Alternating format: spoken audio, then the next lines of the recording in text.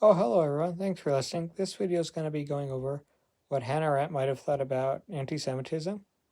Hannah Arendt viewed anti-Semitism not as a timeless hatred, but as a modern political weapon and ideology that became a catalytic agent for the rise of totalitarianism.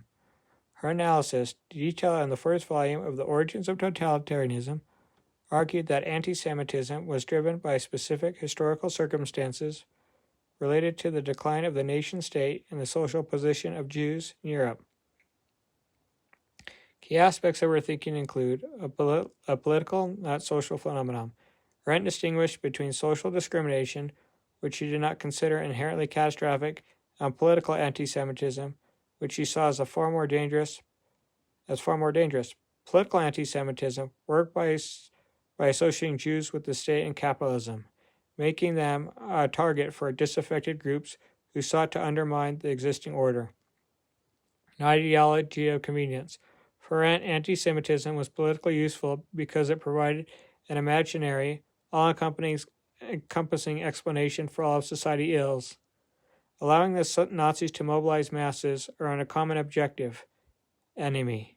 The ideology functioned largely independently of the actual actions or characteristics of the Jewish people themselves, deploying fantasies and stereotypes for political ends. Rejection of eternal anti-Semitism.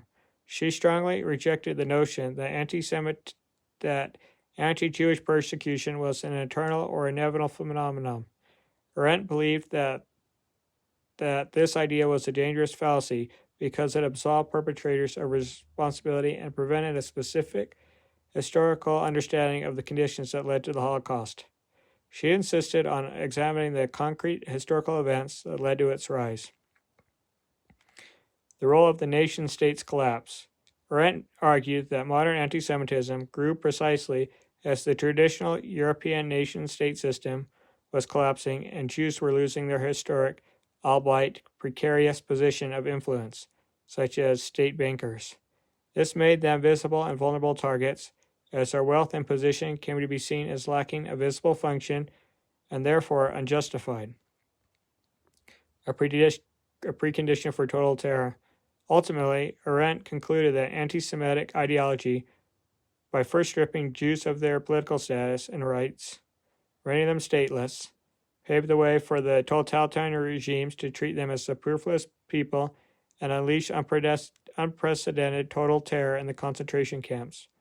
Her analysis was controversial at the time, particularly for her nuanced discussions of Jewish responsibility for their own plight and her critique of Jewish leadership during the war in Eichmann in Jerusalem, which some misread as blaming the victim. However, her overriding goal was to understand how such a radical evil could emerge in order to prevent it from happening again. Thanks for listening, everyone, about what Hannah Arendt thought about anti-Semitism. Take care.